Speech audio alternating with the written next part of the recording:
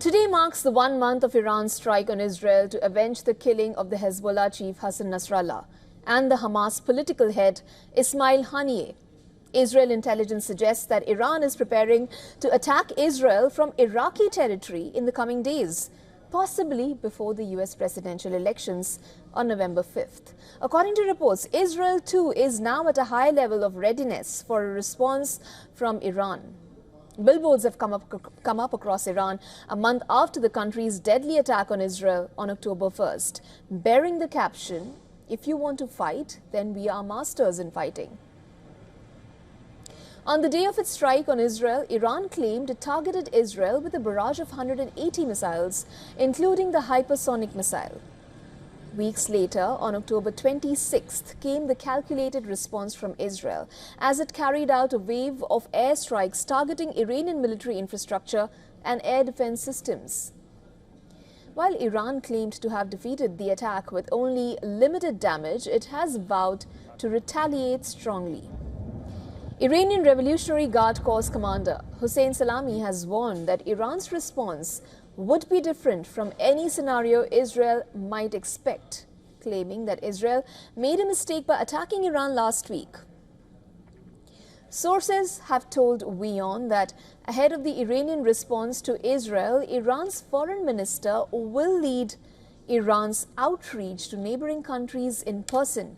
He is expected to embark as early as next week.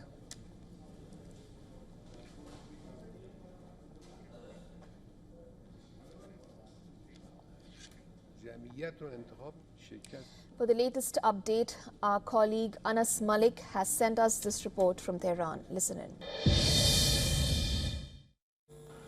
Well, I'm standing at the Palestine Square here in Tehran, and what you see to my right and to my left are billboards that are depicting what the people who have been killed in the Israeli strikes.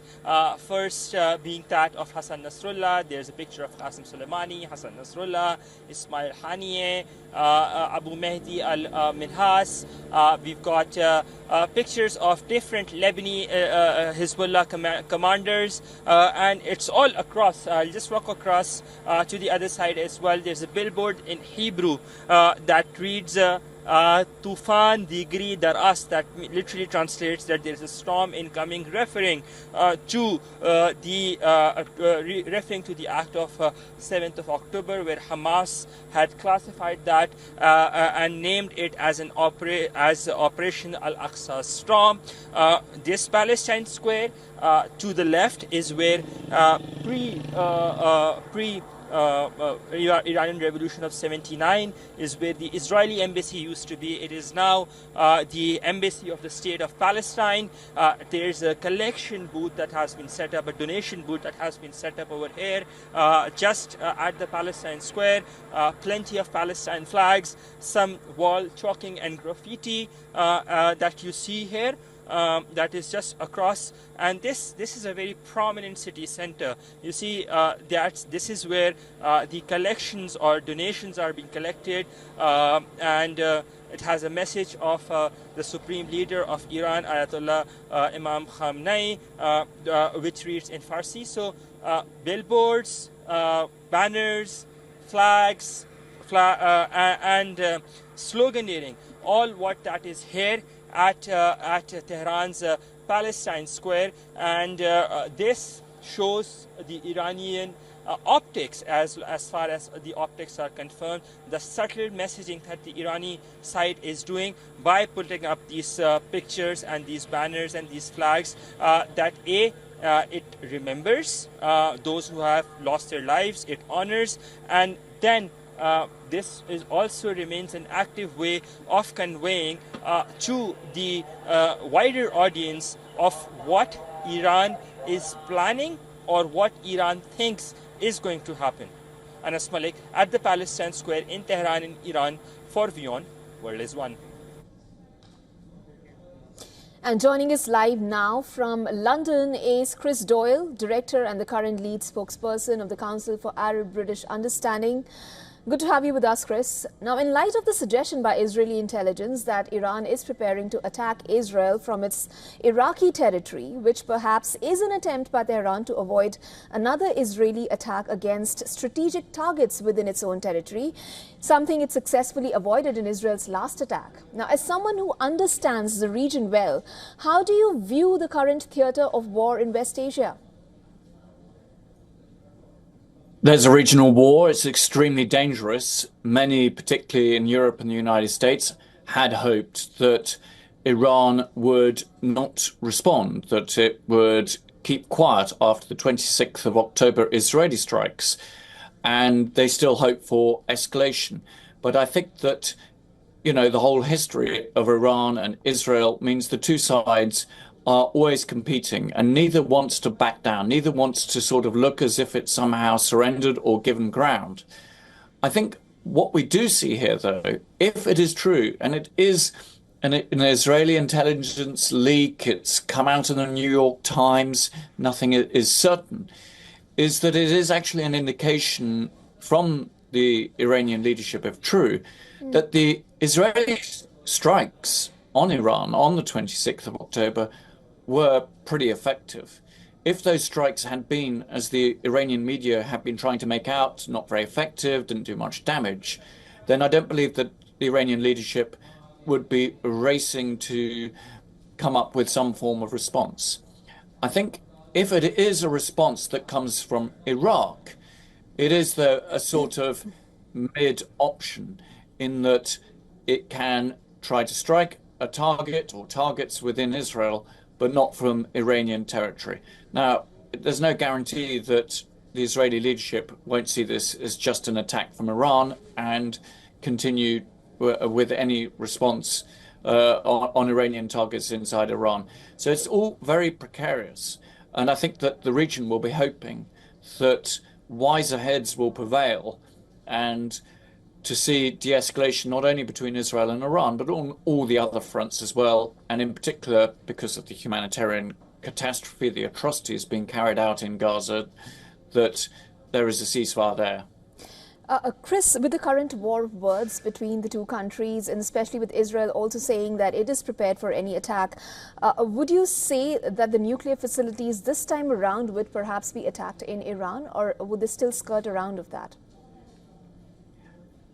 Much will depend on the nature of any Iranian attack if it happens. If it is very limited, I think that if it comes from Iraq, there probably will be a slight degree of limitation because there aren't so many Iranian missile assets, drone assets in Iraq as there are in Iran itself. If it is limited and very targeted in some sort of way and doesn't do much damage within Israel, then maybe an Israeli action afterwards would also be limited. But, this is where also, the international community has to play a role, such as it is. Talk of a community nowadays is, somewhat debatable. But the United States and other powers, regional powers, China as well, have got to say, look, it needs to be calmed. Already the oil prices are going up. It's not in anyone's interest. It's not clear that either Iran or Israel has achieved anything in their tit-for-tat missile strikes over the course of the year since April. So, it's really just dragging everybody down with them. In the coming days, possibly before the US presidential elections on November 5th is when the attack is supposed to be carried out as per the intel. How is the timing significant here? Well, who knows? It could be before, on the day, or just afterwards.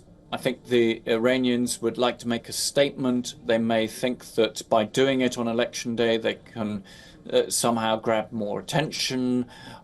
Who knows? It's very difficult sometimes to unpick the thinking inside Iranian decision-making circles. There's different circles and layers of power from the supreme leader downwards.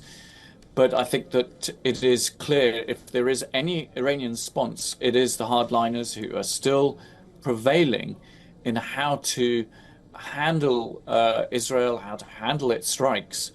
And, they would want to make a statement as much as anything for domestic consumption. They want to be able to say, we are not cowed by Israeli attacks, that we are prepared to take the fight to Israel, and we're not scared of them. Chris, like we were just telling our viewers in our report, sources have told WION that ahead of the Iranian response to Israel, Iran's foreign minister will lead Iran's outreach to neighboring countries in person. How do you see that panning out, given the dynamics in the Middle East? Well, Iran has some relationships within the region, but it also has a lot of states that, at least until recently, have been fairly hostile. But certainly most of the oil exporting states are nervous, particularly in the Arabian or Persian Gulf. They certainly don't want to see any further escalation. And I think they would also be urging Iran to, not go down that path. There will be others who will say, we understand why you may feel that you have to do this. But, it's very unclear exactly what will be achieved in any of this. Thank you so much, Chris, for joining us on the broadcast today. Pleasure. For all the latest news, download the WION app and subscribe to our YouTube channel.